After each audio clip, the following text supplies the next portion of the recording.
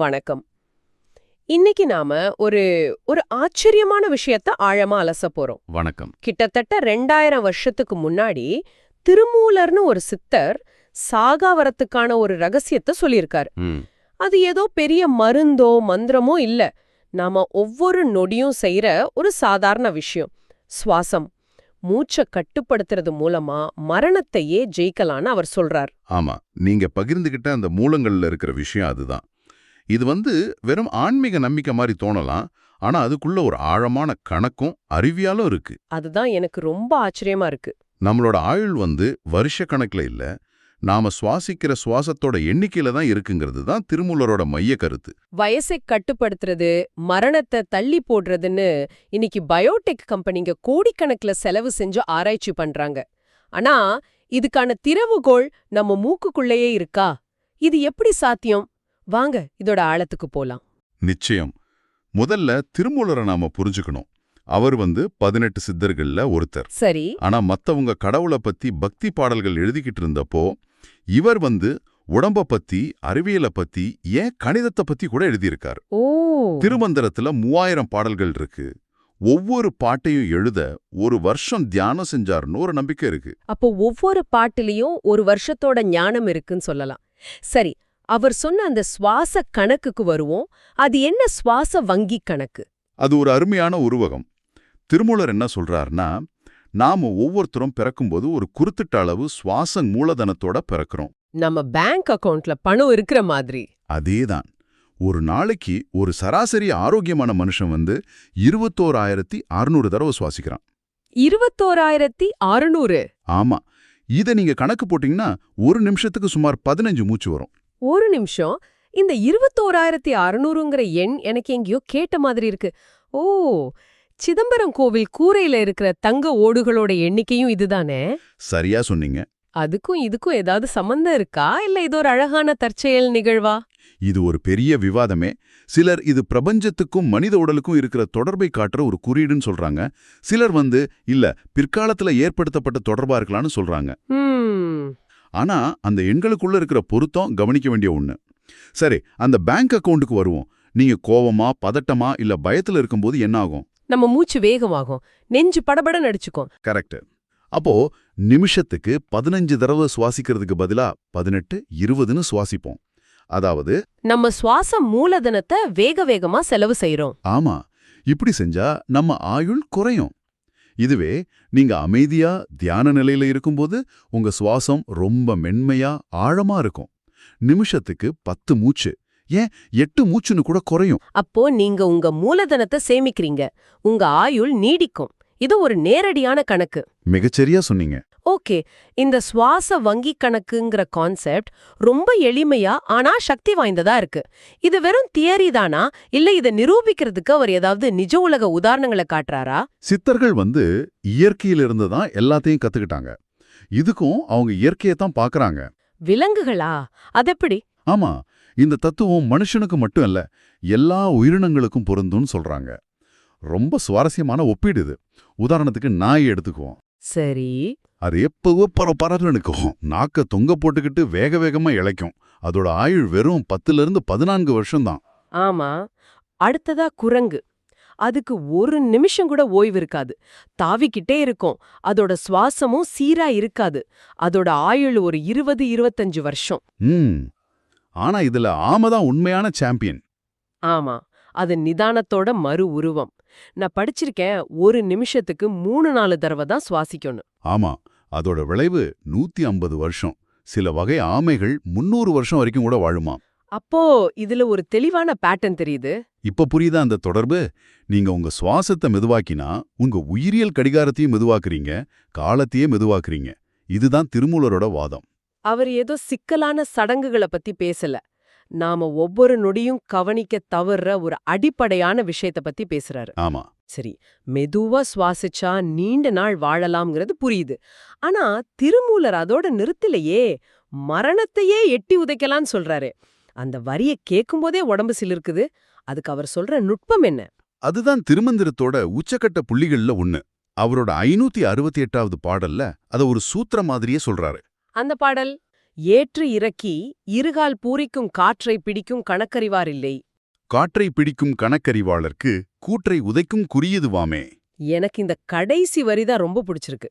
மரணத்தை ஒத்தி போடலான்னு சொல்லல, பேச்சுவார்த்தை நடத்தலான்னு சொல்லல, எட்டி உதைக்கலான்னு சொல்றாரு. ஆமா, அதுல ஒரு நிறைவரமான தன்னம்பிக்கையும் மரணத்துக்கு எதிரான ஒருவித கிளர்ச்சி மனப்பான்மையும் தெரியுது. சித்தர்களோட மனநிலையே இது காட்டுது. அருமையா சொன்னீங்க. அந்த வார்த்தைகள் இருக்கிற வீரியம் அதுதான். அதோட பொருள், நாம மூச்சை உள்ள இழுத்து வெளியே விடுறோம். ஆனா இந்த அலைபாயிர காத்த அடக்கிறதுக்கான கணக்கு, அதோட கணிதம் யாருக்கும் தெரியல. அந்த கணக்க சரியா தெரிஞ்சுக்கிட்டவங்களுக்கு மரண தேவனான கூற்றுனையே எட்டி உதைக்கிறது ஒரு குறிக்கோளாகிவிடும். இதுல கணக்குங்கிற வார்த்தை ரொம்ப முக்கியம்.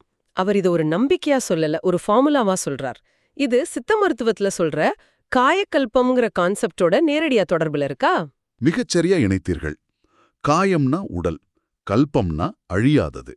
காயக்கல்பத்தோட நோக்கமே உடல நோய், முதுமைங்கிற காலத்தின் அலைகள் தாக்கினாலும் கரையாம ஒரு கல் கோட்டை மாதிரி வலுவா நிறுத்துறது தான். அப்போ திருமூலரோட இப்ப பாடல் அந்த கல்கோட்டையை கட்டுறதுக்கான வரைபடம் மாதிரி. அதேதான். அப்போ அந்த வரைபடம் என்ன சொல்லுது? அந்த கணக்கு என்ன? அந்த ரகசிய விகிதம் என்ன? அந்த விகிதம் தான் 1.4.2.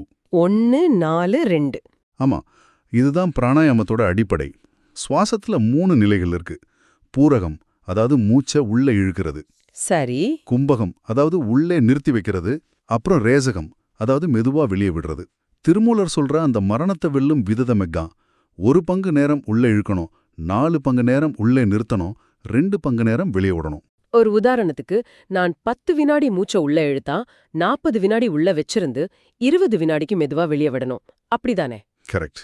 ஆனா ஒரு நிமிஷம், 40 வினாடி மூச்சை அடக்கிறதே பெரிய விஷயம். சித்தர்கள் 16 வினாடி உள்ளிழுத்து 64 வினாடி அடக்குவாங்கன்னு மூலங்கள்ல இருக்கு. இது கேட்கவே மலப்பா இருக்கே. இது சாதாரண மனுஷங்களுக்கு சாத்தியமா? ரொம்ப முக்கியமான கேள்வி. இந்த 64 வினாடிங்கிறது பயிற்சியோட உச்சநிலை. அது சித்தர்கள் பல வருஷ பயிற்சியில் அடைஞ்ச நிலை. ஒரு ஒலிம்பிக் தங்கப்பதக்கம் மாதிரி ஓகே இருந்து ஆரம்பிக்க தேவையில்லை. உண்மையான ரகசியம் அந்த எண்கள்ல இல்ல, அந்த விகிதத்துல தான் இருக்கு. ஆ, புரியுது. நீங்க 4 வினாடி உள்ளிழுத்து 16 வினாடி அடக்கி 8 வினாடி வெளியே விட்டா கூட அதே உயிரியல் விளைவுகளை உங்க உடம்புல தூண்ட ஆரம்பிக்கலாம். கொள்கைதான் கால அளவை விட முக்கியம். ஓகே, அது கொஞ்சம் நிம்மதியா இருக்கு. ஆனா இன்னொரு கேள்வி, ஏன் மூச்சை இவ்ளோ நேரம் உள்ளே நிறுத்தணும்? அந்த கும்பகத்துல அப்படி என்னதான் மாயம் இருக்கு? அந்த நேரத்துல உடம்புக்குள்ள என்ன நடக்குது? இங்குதான் விஷயமே சுவாரஸ்யமாகுது. நாம சாதாரணமா சுவாசிக்கும்போது பிராணசக்தி, அதாவது ஆற்றல், நுரையீரலுக்கு போயிட்டு முக்கியமான உறுப்புகளுக்கு போகுது. ஆனா அதுல பெரும் பகுதி வீணாகுது. எப்படி? திருமூலர் நம்ம உடம்ப ஓட்டையுள்ள பானைக்கு ஒப்பிடுறார். நீங்க எவ்வளவு தண்ணி ஊத்துனாலும் ஓட்ட வழியா போயிட்டே இருக்கும். அப்போ பிராணாயாமம் அந்த ஓட்டைகள் அடைக்குதா? அதேதான். நீங்க மூச்சை ரொம்ப நேரம் உள்ளே அடக்கும்போது, அதாவது கும்பகம் செய்யும்போது, அந்த பிராணசக்தி சாதாரணமா போகாத சூக்ஷ்மமான நரம்புகளுக்குள்ளே, அதாவது நாடிகள்னு சொல்லப்படுற ஆற்றல் பாதைகளுக்குள்ள செலுத்தப்படுது. ஓ, ஆற்றல் வெறும் உறுப்புகளுக்கு மட்டும் போகாம உடம்புல இருக்கிற ஒவ்வொரு செல்லுக்கும் மூளையோட ஆழமான பகுதிகளுக்கும் போகுது. இது நம்ம உடம்போட பழுது பார்க்கும் திறனை பல மடங்கு அதிகரிக்குது. ஒரு நிமிஷம் நில்லுங்க. நாம வேணும்னே உடம்புல ஆக்சிஜன் அளவை குறைக்கிறோம். நீங்க சொல்ற இந்த இன்டர்மிட்டன்ட் ஹைபாக்சியா கொஞ்சம் ஆபத்தானதா கேட்கப்படுதே. இது நாமளே நம்ம கழுத்து நெரிக்கிற மாதிரி இல்லையா? இது ஒரு அருமையான கேள்வி. கட்டுப்பாடு இல்லாதப்போ அது ஆபத்து தான். ஆனா சரியான கணக்கோட கட்டுப்படுத்தப்பட்ட அளவுல செய்யும்போது அது உடம்புக்கு ஒரு விதமான நல்ல அதிர்ச்சியை கொடுக்குது. இத ஒரு உயிரியல் பயிற்சி மாதிரி நினைச்சுக்கோங்க. புரியல. இன்னைக்கு உலகின் தலை சிறந்த விளையாட்டு வீரர்கள் உயரமான மலைப்பகுதிகள்ல பயிற்சி செய்றாங்களே. ஆமா, ஹை ஆல்டிடியூட் ட்ரெய்னிங். அதுக்கு பின்னாடி இருக்கிற அறிவியலும் இதுதான். ஆக்சிஜன் அளவு லேசா குறையும் போது உடம்பு ஒரு எச்சரிக்கை நிலைக்கு போகுது. அப்போ அது தன்னை தயார்படுத்திக்க அதிக சிவப்பு ரத்த அணுக்களை உருவாக்குது, மூளைக்கு ரத்த ஓட்டத்தை அதிகரிக்குது, மிக முக்கியமான ஸ்டெம் செல்களை வெளியிடுது. அப்போ திருமூலர் சொன்ன காற்றை பிடிக்கும் கணக்குங்கிறது ஒரு பழங்கால உயர் ஆல்டிடியூட் பயிற்சி மாதிரி. எக்ஸாக்ட்லி. இது கேட்கவே பிரமிப்பா இருக்கு இல்ல? ஆமா, 2000 வருஷத்துக்கு முன்னாடி ஒருத்தர் சொன்ன விஷயங்களுக்கு இன்னைக்கு நவீன அறிவியல் இப்படி வரிசையா ஆதாரம் கொடுக்குதுங்கிறது நம்ப முடியாததா இருக்கு. இந்த ஹைபாக்சியா இல்லாம வேற என்னென்ன அறிவியல் தொடர்புகள் இருக்கு? நிறைய இருக்கு. முதல்ல டெலோமியர்கள். ஓ, அத பத்தி படிச்சிருக்கேன். நம்ம குரோமோசோம்களோட முனையில இருக்கிற ஒரு பாதுகாப்பு உறை. ஷூலேஸோட முனையில ஒரு பிளாஸ்டிக் இருக்கும்ல, அது மாதிரி. ஆமா, ஒவ்வொரு தடவையும் நம்ம செல்கள் பிரியும் போது இந்த டெலோமியர்கள் கொஞ்சம் குட்டையாகும். அது முழுசா கரைஞ்சதும் முதுமை வந்து நாம இறந்துடுவோம். அப்போ நம்ம ஆயுளோட கவுண்ட் டவுன் டைமர் மாதிரி இது. மிகச்சரி. சமீபத்திய ஆய்வுகள் என்ன சொல்லுதுன்னா, மன அழுத்தம் இந்த டெலோமியர்களை ரொம்ப வேகமா சுருக்குதுன்னு. ஓ, அப்படியா? நாம மன அழுத்தத்துல இருக்கும்போது இப்படி சுவாசிப்போம் வேகமா. இப்ப அந்த தொடர்பை பாருங்க. திருமூலர் சொல்ற ஆழமான மெதுவான சுவாசம் மன அழுத்த ஹார்மோனான கார்டிசோலை குறைக்குது. அதன் மூலமா டெலோமியர்கள் சுருங்குற வேகத்தை குறைக்குது. அப்போ ஒரு வகையில திருமூலர் 2000 வருஷத்துக்கு முன்னாடியே டெலோமியர் பாதுகாப்பு பத்தி சொல்லி கொடுத்திருக்கார். ஆமா, அப்போ நான் மன அழுத்தத்துல இருக்கும்போது ஒரு 5 நிமிஷம் கண்ணை மூடி மெதுவா மூச்சை இழுத்து விட்டா அது வெறும் மனசை மட்டும் அமைதிப்படுத்தல, என்னோட டிஎன்ஏ அளவிலேயே ஒரு நல்ல விஷயத்த செய்துன்னு சொல்றீங்க. இது ஒரு பயோஹேக் மாதிரி இருக்கே. அதுதான் உண்மை. அடுத்ததா வேகஸ் நரம்பு. சரி. அந்த 1.4.2 விகிதத்துல மூச்சை வெளியே விடுற நேரம், அதாவது ரேசகம், உள்ளே இழுக்கிறத விட 2 மடங்கு அதிகம். அதுக்கு ஒரு முக்கியமான காரணம் இருக்கு. என்ன காரணம்? அப்படி நீளமா மெதுவா மூச்சை வெளியே விடும்போது நம்ம உடம்புல இருக்கிற வேகஸ் நரம்பு தூண்டப்படுது. அந்த வேகஸ் நரம்பு தான் நம்ம நரம்பு மண்டலத்தோட மாஸ்டர் சுவிட்ச்.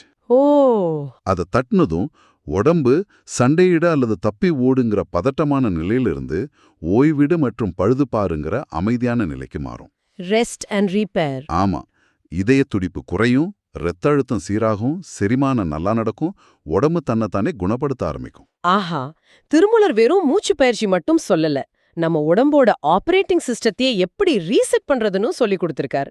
ஆனா இவ்வளவு உடல் ரீதியான நுட்பங்களை பத்தி பேசுற அவர் கடைசில எல்லாத்தையும் விட முக்கியமான ஒண்ணு இருக்குன்னு சொல்றாரு. ஆமா, அண்ணா ஆன்மா. அது இல்லாம இதெல்லாம் வீண்கர் மாதிரி. உடல் ரீதியான பயிற்சிங்கிறது வண்டியோட இன்ஜின் மாதிரினா அதை ஓட்டுறதுக்கு தேவையான எரிபொருள் அன்புதான்னு சொல்றார். இந்த உடல் நுட்பங்கள் மட்டும் உங்களை எங்கேயும் கொண்டு போகாது. அதுக்குத்தான் அவரோட அந்த பிரபலமான 270வது பாடல மேற்கோள் காட்டுறாங்க. அன்பும் சிவமும் இரண்டெண்டர் அறிவிலார், அன்பே சிவமாவது ஆறும் அறிகிலார். அறிவில்லாதவங்க தான் அன்பையும் கடவுளையும் வேற வேறன்னு சொல்லுவாங்க. ஆனா அன்பு தான் கடவுளுங்கிற உண்மையை யாரும் உணர்றதில்லைன்னு சொல்றார். இது வெறும் தத்துவம் இல்ல, இதுவும் உயிரியல் தான். அது எப்படி? நீங்க யோசிச்சு பாருங்க. ஒருத்தர் மனசு முழுக்க வெறுப்பையும் கோபத்தையும் பொறாமையும் வச்சுக்கிட்டு 1 மணி நேரம் கண்ணை மூடி மூச்சு பயிற்சி செஞ்சா என்ன ஆகும்? அந்த எதிர்மறை உணர்வுகள் அவரோட உடம்ப உள்ளுக்குள்ள அரிச்சுக்கிட்டே தான் இருக்கும். ரத்த அழுத்தம் அதிகமாகும், மன அழுத்தம் கூடும். அதேதான். வெறுப்பும் கோபமும் நம்ம ரத்த நாளங்களை சுருக்குது, உடம்புல நச்சுகளை உருவாக்குது. ஆனா அன்பு, கருணை போன்ற உணர்வுகள் ஆக்சிடோசின் மாதிரி நல்ல ஹார்மோன்களை சுரக்க வைக்குது. இதயத்தை அமைதிப்படுத்துது, நோய் எதிர்ப்பு சக்தியை அதிகரிக்குது. ஆமா, திருமூலர் ரொம்ப தெளிவா சொல்றார். இதயத்துல நஞ்ச வச்சுக்கிட்டு நுரையீரல்ல காத்த மட்டும் அடக்கிறதால அழியா நிலைய அடைய முடியாது. உடல் யோகாவோட உணர்வு யோகாவும் அவசியம். இதுதான் முழுமையான பார்வை. இன்ஜினை விட்டு சரி பண்ணாம அதுக்கு நல்ல பெட்ரோலையும் ஊத்தணும்னு சொல்றீங்க. சரி, இந்த வேகமான நவீன உலகத்துல வாழ நமக்கு இதுல இருந்து எடுத்துக்கக்கூடிய நடைமுறை பாடங்கள் என்ன? நல்ல கேள்வி. எல்லோராலும் 64 வினாடி மூச்சா அடக்க முடியாது. ஆமா. ஆனா அடிப்படை தத்துவத்தை எல்லாரும் பின்பற்றலாம். முதல் படி இங்க சுவாசத்தை கவனிக்கிறது. ஒரு நாளைக்கு பலமுறை நாம எப்படி சுவாசிக்கிறோன்னு நமக்கு தெரியாது. ஒரு மீட்டிங்ல பதட்டமா இருக்கும்போது மூச்சை அடக்கி பிடிக்கிறோமா, கோபத்துல வேகமா சுவாசிக்கிறோமா? முதல்ல இத கவனிக்க ஆரம்பிங்க. அதுவே ஒரு பெரிய மாற்றம். 2வது, ரொம்ப எளிமையான ஒரு பயிற்சி. மூச்சை வெளியே விடுறது உள்ள இழுக்கிறத விட கொஞ்ச நேரம் அதிகமா இருக்கிற மாதிரி பாத்துக்கோங்க. ஆமா, ஒரு 4 என்ற வரைக்கும் உள்ள இழுத்தா ஒரு 6 என்ற வரைக்கும் வெளியே விடுங்க. இது உங்க வேகஸ் நரம்ப மெதுவா தூண்டி உங்களை உடனடியா அமைதிப்படுத்தும். கரெக்ட். கடைசியா அந்த சுவாச வங்கி கணக்க மனசுல வச்சுக்கோங்க. நீங்க அடுத்த தடவை தேவையில்லாம கோவப்படும் போதோ பதட்டப்படும் போதோ உங்க ஆயுள் கணக்குல இருந்து நீங்களே பணத்தை எடுத்து வேகமா செலவு செய்றீங்கன்னு நினைச்சுக்கோங்க. ஆமா, ஒவ்வொரு அமைதியான கணமும் ஒவ்வொரு அன்பான தருணமும் அந்த அக்கவுண்ட்ல நீங்க செய்யற டெபாசிட். அதேதான். தெளிவா புரியுது. திருமந்திரம்ங்கிறது ஒரு மத நூல்னு பலரும் நினைக்கிறாங்க. ஆனா நீங்க கொடுத்த மூலங்களை வச்சு பார்க்கும்போது அது மனித இயந்திரத்துக்கான ஒரு அறிவுறுத்தல் கையேடு, ஒரு இன்ஸ்ட்ரக்ஷன் மேனுவல் மாதிரி தெரியுது.